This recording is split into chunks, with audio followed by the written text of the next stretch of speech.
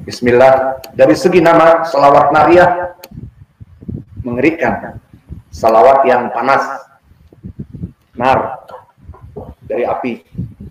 Salawat nariyah barakallahu fikum adalah salawat yang muhdatsah, salawat yang bid'ah, diada-adakan, langsung jebret, seperti itu jawabnya. Dan ini masuk kepada istihsan fiddin, mencari-cari kebaikan di dalam agama yang tidak disyariatkan oleh Nabi. Maka mereka yang membuat salawat nariyah tidak ada landasannya dari Nabi. Jika kita rujuk dari mana sumbernya, apakah di Kutubus Sittah, Al-Bukhari, Muslim, Abu Daud, At-Tirmidzi, An-Nasa'i, Ibnu Majah, tidak ada. Di Kutubul Ashar tidak ada.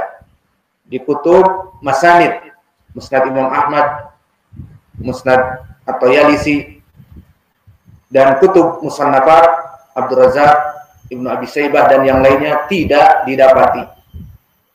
Maka dari mana salawat ini kemudian diajarkan dan diyakini yang membacanya mempunyai keutamaan demikian? Lalu bagaimana hukum membacanya? Hukumnya tidak boleh, bahkan kita katakan haram. Loh, kok bisa sampai haram? Mana pendalilannya? Pendalilannya agar mudah untuk menghukuminya bahwa dia bid'ah, tidak ada landasan dari Nabi dan dianggap kebaikan dibaca padahal karya manusia, dan kita katakan tadi hukumnya haram. Ayo kita cross check semuanya itu dengan dalil. Kita cross check apa itu salawat nariyah. Salawat nariyah salawat yang pendek dan lafadznya masyhur, di mana-mana ada, dan benar seperti yang ditanyakan oleh penanya. Sekarang diberikan stiker-stiker, ditempel di rumahnya agar dihafal, di kaca agar di saat berkaca para ibu-ibu melihat dan membacanya. Lihat, sudah sampai seperti itu. Maka Al-Quran ataupun hadis-hadis yang sahih dari Sahih Al-Bukhari wa Muslim, jarang ada yang seperti itu ditempel di kaca dan sebagainya. Maka ini ditempel di kaca di saat berdandan ataupun ditempel di depan pintu saat mau masuk baca. Salawat nariyah kita cross check lafadznya adalah Allahumma sholli salatan kamilatan wa salim salaman taman ala sayyidina Muhammadin sallallahu alaihi wasallam alladzi tanhilu bihil aqd wa tufriju bihil karb wa taqda bihil hawaij wa tanalu bihi ar-raghaib wa husnul khawatim wa yastasqa al-ghamam biwajhil karim wa ala alihi wa sahbihi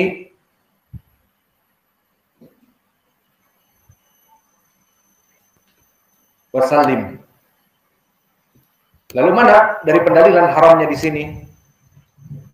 Pertama, di dalamnya ada kalimat-kalimat syirkiyah yang hulu, berlebih-lebihan dalam pengagungan Nabi, yang mana mengkultus individukan Nabi yang merupakan dia adalah seorang Rasul dan hamba Allah, bahkan bisa jadi kepada tauhid ar-rububiyah. Karena lafaz tanhilu bihil aqd wa tatafarrajul karb wa taqdil hawaij, yang maknanya bahwa Nabi adalah pembuka ikatan kesusahan dan pembebas dari kemalangan dan penderitaan, dan zat yang memenuhi hajat-hajat kita. Maka lafaz-lafaz ini lafaz yang berlebihan, menjadikan Nabi seolah-olah mempunyai sifat rububiyah yang menyaingi Allah Jalla wa'ala dalam permasalahan al-amru wa tadbir, yang mana alalahul khalqu wal amru. Di Al-Quran disebutkan hanya untuk Allah lah al-khalqu, sifat rububiyah penciptaan, dan sifat rububiyah pengaturan. Sehingga dalam pengaturan alam raya, seperti memberikan kebutuhan kepada makhluknya dan mengangkat kesusahan dari makhluknya, dan membebaskan kemalangan dari makhluknya, dan membebaskan penderitaan dari makhluknya, dan memenuhi semua hajat-hajat yang ada pada makhluknya, itu adalah hak prioritas rububiyatillah, yakni ala lahul khalqu wal amru. Makna amr adalah at-tadbir, pengaturan. Maka sifat rububiyah Allah di dalam ayat yang kami baca ini, ala lahul khalqu wal amru, hanya penciptaan itu untuk Allah dan pengaturan dari makhluk-makhluknya itu untuk Allah saja. Dan di Al-Quran telah disebutkan dari berbagai ayat yang banyak bahwa kekhususan sifat rububiyah Allah tidak boleh disaingi oleh makhluknya, baik berupa malaikat yang didekatkan ataupun nabi-nabi yang diutus, maka semuanya tidak boleh dan tidak mempunyai hak untuk melaksanakan perkara-perkara tauhid ar-rububiyah. Maka Allah berfirman di dalam surat An-Naml, "Amma yujibul mutarra idza da'ahu wa yaksifus su'a wa yaj'alukum khulafa'al ard."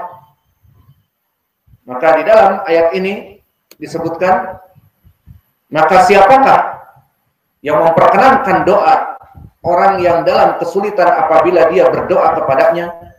Maknanya di sini ditantang oleh Allah, siapa yang menjawab dari kesedihan di saat dia berdoa dan menjawab dari permintaan di saat kesulitan apabila dia berdoa, dan yang menghilangkan kesusahan dan yang menjadikan kamu manusia sebagai khalifah di ardh.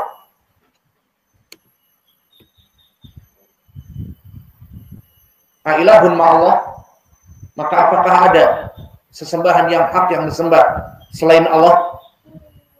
Maka di dalam ayat ini menjadi pendalilan tentang sifat rububiyatillah, yang mana dia itu tidak boleh dari makhluk-makhluk untuk mengambil sebagian darinya, baik malaikatun muqarrabun atau nabiyyun mursal, baik nabi yang diutus ataupun malaikat-malaikat yang didekatkan. Maka yang pertama, selawat nariyah ada kultus individu sampai menjadikan nabi sebagai gulu dan berlebihan, mempunyai sifat ar-rububiyah.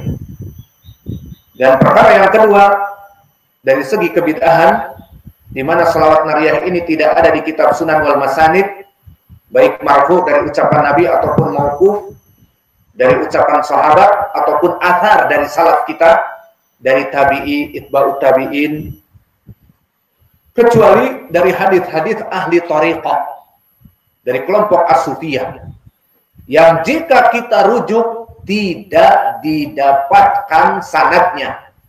Kenapa tidak didapatkan sanadnya? Karena buatan manusia yang tidak bersambung kepada ucapan Nabi, dan mereka kok bisa seperti ini mengamalkan amalan tanpa sanad, dikatakan ini dari Nabi tanpa sanad kepada Nabi, dan yang mengatakan adalah orang yang hidup di 300 Hijriah, karena disebutkan oleh para ulama seperti Ibnu Taimiyah dan yang lainnya rahimahumullah, dohir dari kelompok as-sufiyah setelah 200-an ke bawah, 300-an yang lebih dekat, itulah dohir kelompok as-sufiyah. Maka dari mana mereka membuat selawat nariyah sanadnya dari Nabi? Tidak ada. Lalu kok bisa mereka mengatakan hadatsani qalbi an rabbi? Mereka mengatakan hadatsani qalbi, meriwayatkan hatiku. Dari mana hatiku? Dari Allah. Tidak butuh lagi kepada Nabi. Kenapa?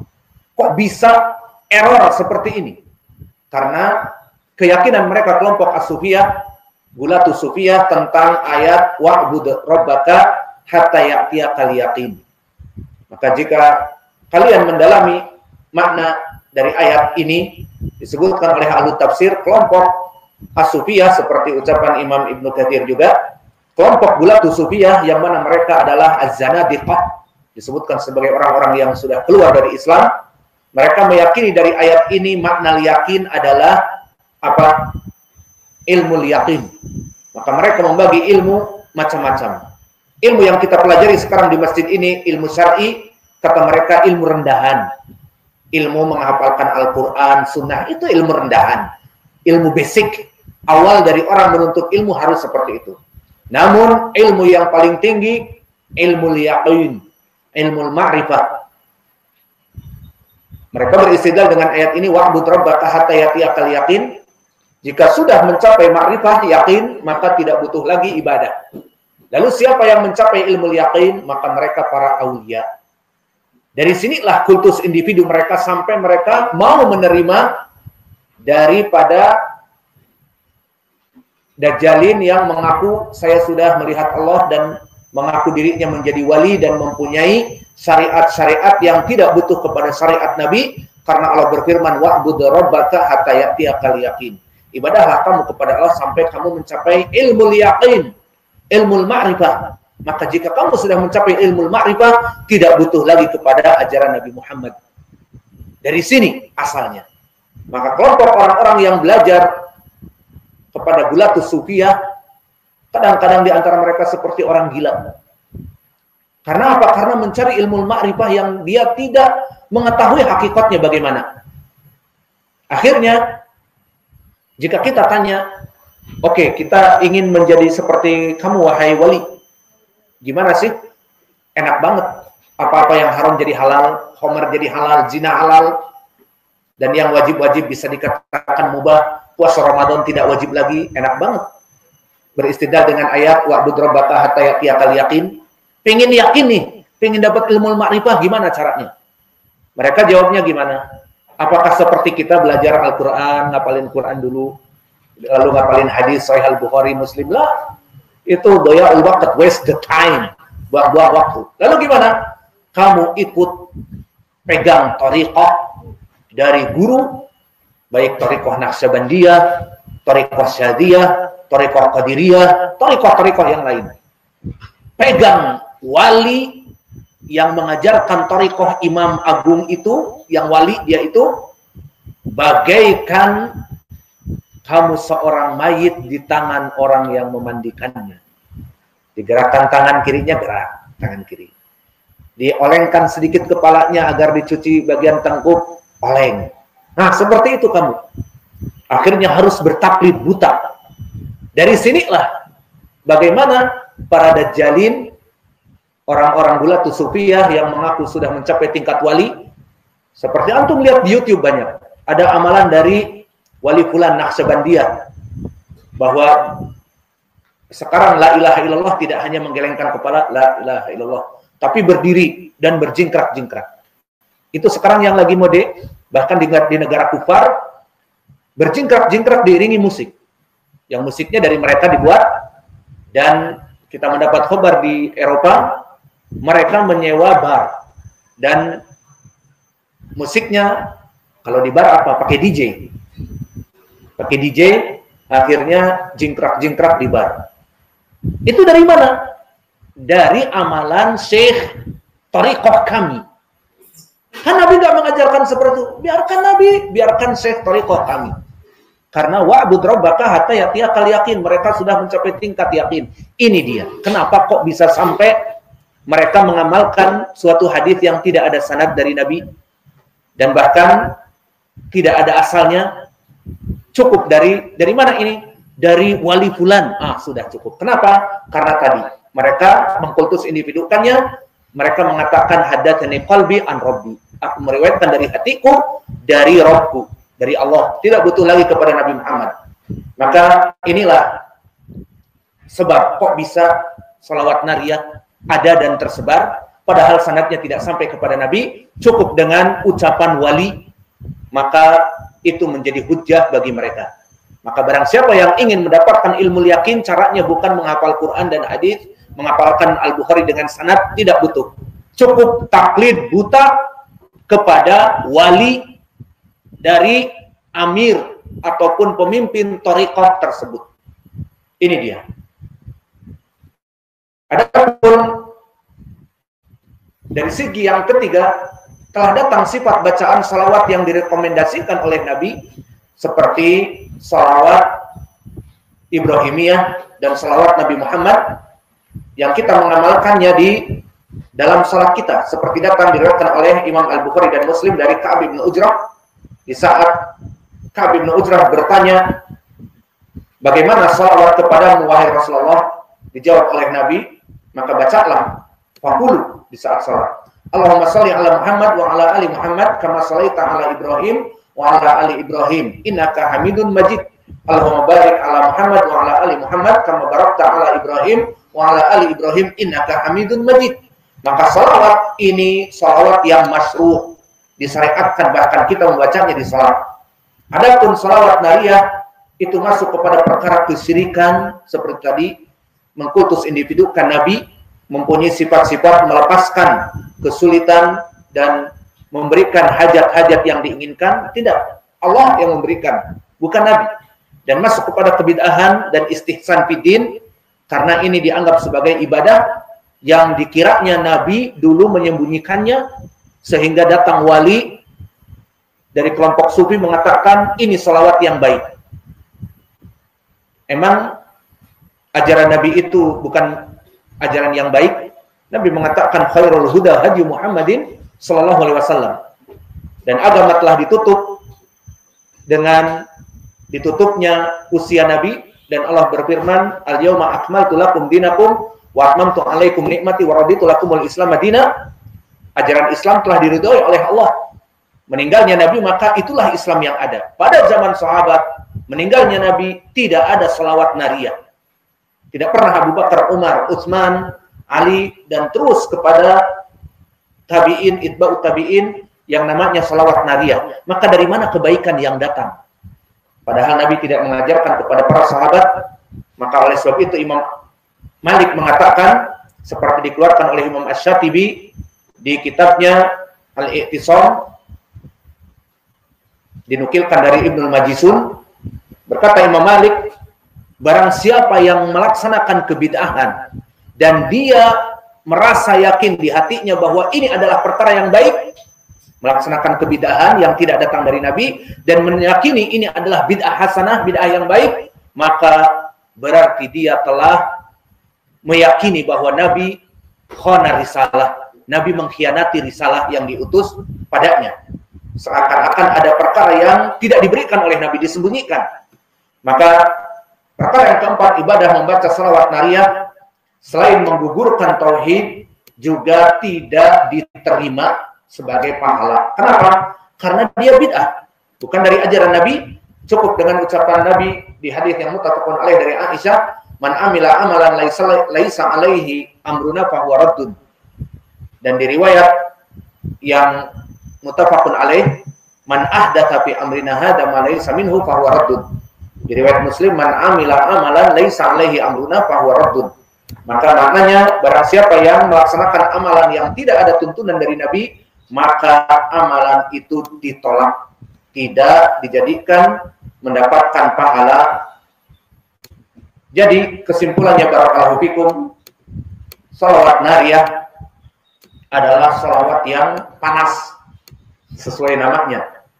Yang mana salawat yang hak, yang panas, tidak ada sumber landasan dari Al-Quran dan Sunnah dan dari salafus saleh, maka sebaiknya ditinggalkan, karena kita mengatakan di sini adalah bid'ah dan hukum membacanya haram karena masuk kepada perkara-perkara syirkiyah, mengkultus individukan Nabi mempunyai sifat ar-rububiyah, dan mereka yang membuat salawat ini akan mendapatkan bukan ganjaran pahala. Mereka bangga bahwa Syekh Fulan yang membuat salawat ini. Kita katakan justru dia akan mendapatkan wizrun wa wizrun man amila biha. Dia mendapatkan keburukan karena melaksanakan kebid'ahan, ajaran yang tidak sesuai dengan Nabi, dan orang-orang yang melakukan setelahnya seperti para ibu-ibu di masjid dan nanti ditempel di kamar, dibaca oleh anaknya, oleh putrinya dan sebagainya, semuanya kembali bermuara kepada orang yang membuat itu kan. Sesuai hadis yang diriwayatkan dari Jarir bin Abdullah, diriwayatkan oleh Imam Muslim, man sana fil Islam sunatan sayyi'atan fa alaihi wizruha wa wizru man amila biha la yanqusu min ujurihim min wuzrihim syai'a. Yang maknanya orang yang pertama kali memproklamirkan kebid'ahan maka dia diikuti kebid'ahan itu oleh orang-orang next generation, maka dia mendapatkan keburukan dari pertama kali pencetus ide kebid'ahan dan mendapat keburukan dari orang-orang yang setelahnya yang melaksanakan kebid'ahan, kekufuran, kesyirikan, kemaksiatan dan sebagainya. Maka jangan bangga dengan perkara-perkara yang baru di dalam agama Islam. Ittabi'u wa la tabtadi'u faqad kufitum. Ucapan siapa? Ibnu Abbas. Ittabi'u wa la tabtadi'u. Ikutilah dalam agama ini, jangan merekayasa perkara yang baru. Faqad kufitum, telah dicukupkan bagi kalian apa-apa yang ada. Tidak butuh menjadi kreator. Cukup kreator di YouTube saja. Bagaimana membuat video bisa dilihat, disimak, tapi videonya kita mengandung dakwah dan tanpa gambar bernyawa, itu. Adapun kreator dalam permasalahan agama maka tidak butuh. Wa naktafi ila huna wa jazakumullahu khairan wa barakallahu fi ilmikum. Subhanakallahumma wa bihamdika asyhadu an la ilaha illa anta astaghfiruka